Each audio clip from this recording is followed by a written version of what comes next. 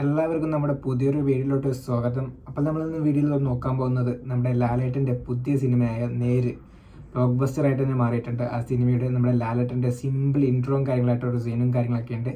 അപ്പോൾ അതിൻ്റെ റിയാക്ഷനും കാര്യങ്ങളൊക്കെയാണ്. അപ്പോൾ നിങ്ങൾ നേരുന്ന സിനിമ കണ്ടിട്ടുണ്ടെങ്കിൽ നിങ്ങളുടെ അഭിപ്രായം താഴത്തെ കമൻറ്റായി രേഖപ്പെടുത്തു. അപ്പോൾ നമുക്ക് ഒട്ടും വൈകാതെ തന്നെ വീഡിയോയിലോട്ട് കിടക്കാം. വീഡിയോയിലോട്ട് കിടക്കുന്നതിന് മുമ്പ് തന്നെ നമ്മുടെ ചാനൽ നിങ്ങൾ ആദ്യമായിട്ട് കാണുന്നെങ്കിൽ നമ്മുടെ ചാനൽ സബ്സ്ക്രൈബ് ചെയ്യണേ, തൊട്ടടുത്ത് വരുന്ന ബെല്ലൈക്കൻ കൂടി എനേബിൾ ചെയ്യുക. അപ്പോൾ നമുക്ക് വീഡിയോയിലോട്ട് കിടക്കാം. സൗണ്ട് കുറവാണ് കേട്ടോ ഇതിൽ. ഗണേഷിനെ കാണിക്കുന്നുണ്ട്.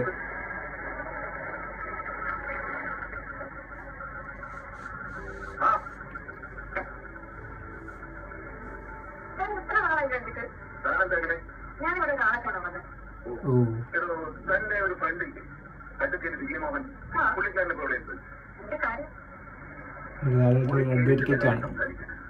ഒരു കേസിന്റെ കാര്യം സംസാരിക്കാൻ വേണ്ടി പോവുകയാണ്.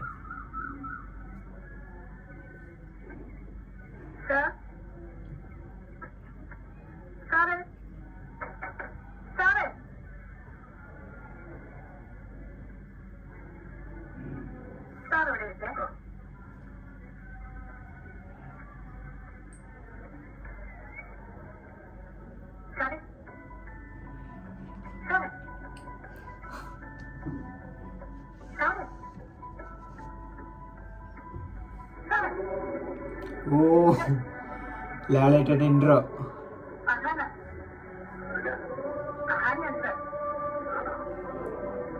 സിമ്പിൾ ഇൻട്രോ കേട്ടോ, സിമ്പിൾ ഇൻട്രോ.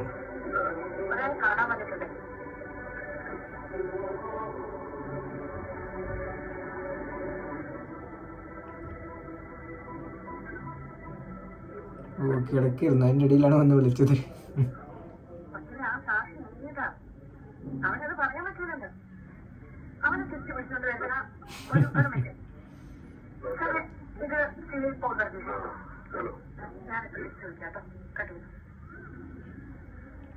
ഒരു കേസിന്റെ കാര്യം പറയാൻ വന്ന കേട്ടോ. കഴിഞ്ഞ ദിവസങ്ങളിൽ മീഡിയയിൽ വന്നൊരു കേസ് ശ്രദ്ധിച്ചായിരുന്നു. ഒരു ബ്ലൈൻഡ് ആയിട്ടുള്ള പെൺകുട്ടിയെ റേപ്പ് ചെയ്തിട്ടുണ്ട്. എന്റെ മകനാ. കേസിന് പബ്ലിക് പ്രോസിക്യൂട്ടർ ഒരു പണിയാണ്. പ്രതിക്ക് ജാമ്യം കിട്ടി. ഈ കേസിന് സ്പെഷ്യൽ പബ്ലിക് പ്രോസിക്യൂട്ടറായിട്ട് ഞങ്ങള് 2 പേരാണ് കേസിന് ഉദ്ദേശിക്കുന്നത്.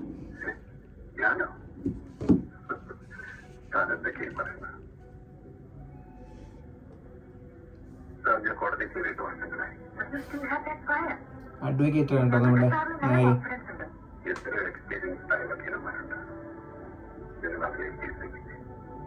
എതിർഭാഗത്ത് രാജശേഖർ ആയതുകൊണ്ട് ഒരുവിധപ്പെട്ട ആരും കേസ് ഏറ്റെടുക്കാൻ തയ്യാറാവുന്നില്ല.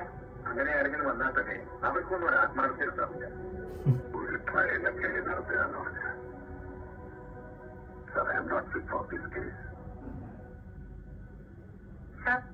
പണ്ട് രാജശേഖർ നോക്കിയിട്ടൊന്ന് ഫണ്ട് എന്തെങ്കിലും ഒന്ന് കൊടുക്കണ്ടേ സാർ? എനിക്കാരോടും പ്രതികാരവും കിട്ടോ? ആരോടും പ്രതികാരമില്ല സാർ. എനിക്കും പ്രതികാരത്തിനൊന്നും അല്ല. സാറിന്റെ പാഷൻ എന്താണെന്ന് എനിക്ക് നന്നായിട്ട് അറിയാം. സാർ പഴയതുപോലെ നല്ലൊരു ലോയറായിട്ട് പ്രാക്ടീസ് ചെയ്ത് കാണാനുള്ള ആഗ്രഹം കൊണ്ടാണ്.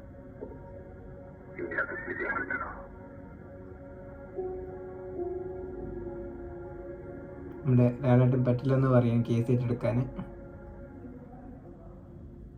സാറിന് എന്റെ കൂടെ ഒരു സ്ഥലം തന്നെ വരാമോ?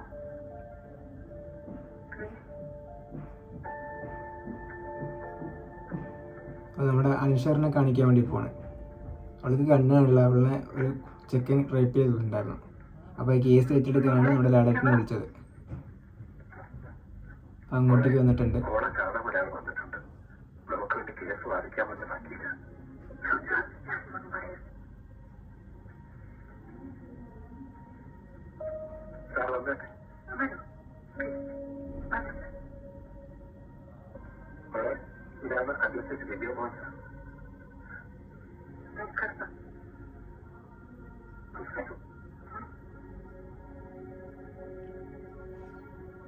ഇതെല്ലാം മോളുണ്ടാക്കിയ 12ാമത്തെ വയസ്സിൽ മോക്ക് കണക്ക് നഷ്ടാവുന്നത്. അതിനുമ്പ് തന്നെ എന്റെ കൂടെ നമുക്ക് തിന്നാൻ പഠിച്ചിരുന്നു. ശാന്തത്തിൽ പോയി തരണമെന്നുണ്ടെങ്കിൽ മോളോട് സംസാരിക്കും.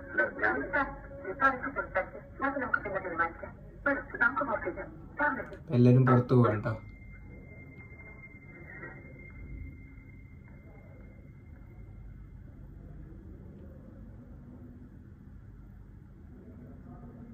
അനശ്വരൻ്റെ അഭിനയം ഉണ്ടോ, അത് സൂപ്പറാണ്. ശരിക്കും കണ്ണാത്തവരെങ്ങനെ അഭിനയിക്കുന്ന അത് അതേപോലെ തന്നെ.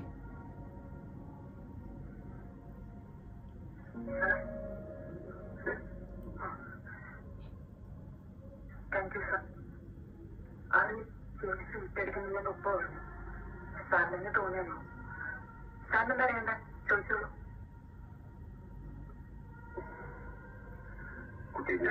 സാറാ പേര്? സാറ.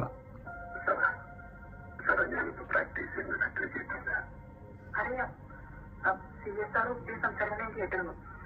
കാഴ്ചത്തിനകത്തുണ്ട് എന്തോ ഭയങ്കര കിളിപ്പറ്റിയെന്ന് ഉപ്പ പറയാന്. മനസ്സിലായോ? നമ്മളെ കേട്ട് വിളിച്ചു. അച്ഛൻ ക്ഷണിച്ചു.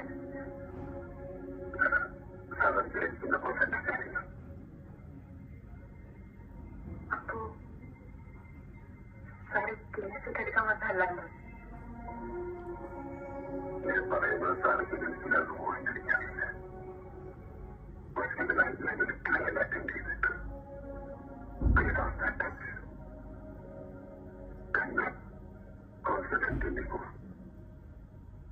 ലാലേട്ടൻ കോൺഫിഡൻ്റ് അല്ല എന്നാണ് പറയുന്നത്. മറ്റാരെക്കാളും എനിക്ക് മനസ്സിലാവും സാർ.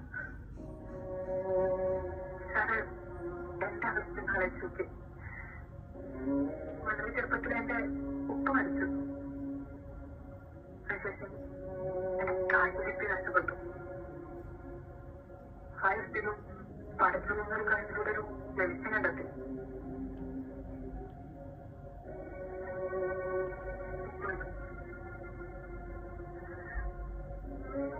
ശബ്ദങ്ങൾ വല്ലാണ്ട് ഭയപ്പെടുത്തുന്നുണ്ട്. പക്ഷെ ഇതിനകത്ത് ഞാൻ പുറത്തു കിടക്കും. വിശുദ്ധത്തിന് ഞാൻ ബ്രൈഡ് ആയിട്ടുള്ളൂ. എനിക്കില്ല.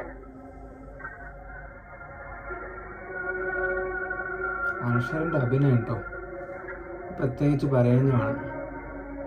എന്നെ ഉപദ്രവിച്ചതിനെ പ്രേരിപ്പിക്കാമെന്ന് ഞാൻ തയ്യാറൊന്നുമല്ല.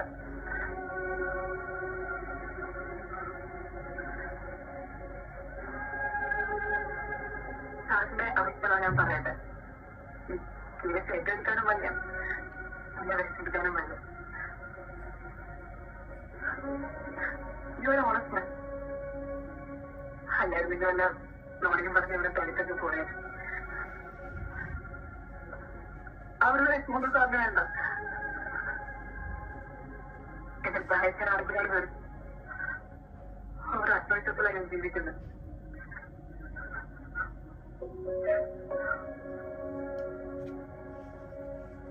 ഈ ഗവൺമെന്റ് ഓർഡർ കിട്ടാൻ അധികം താമസം ഉണ്ടാവും സാർ. അതൊക്കെ നമുക്ക് സ്പീഡത്തിൽ ശരിയാക്കാം. സാറാ നോക്കാം സാർ. കേസിന്റെ കേസ് പഠിക്കട്ടെ സാർ. ഒന്ന് ശരിയാക്കാം. ലാലേട്ടൻ അവിടെ നിന്ന് ഇറങ്ങിയിട്ടുണ്ടല്ലോ, വീട്ടിൽ നിന്ന് ഇറങ്ങി പെട്ടെന്ന്. സാർ ഞാനൊരു കാര്യം തുറന്നു ചോദിക്കട്ടെ. സാർ ഈ കേസിൽ നിന്ന് ഒഴിഞ്ഞു മാറാൻ ശ്രമിക്കുന്നതിന്റെ ശരിക്കുള്ള കാരണം എന്താ? തോക്കൊന്ന് പോയാണോ? ഞാൻ തോക്കുന്നത് എനിക്കൊരു പ്രശ്നമല്ല. പക്ഷെ ആ കുട്ടി തോക്കരുത്. അതെ, ആ കുട്ടി തോൽക്കരുത്. ഇതുകൂടെ എന്റെ സാറിനൊക്കെ ഞങ്ങൾ വന്നത്. വേറെ ഏത് നോവൽ ചിന്തിച്ചതുപോലെ സാറ് ആലോചിച്ചിട്ടൊരു തീരുമാനം പറഞ്ഞാൽ മതി.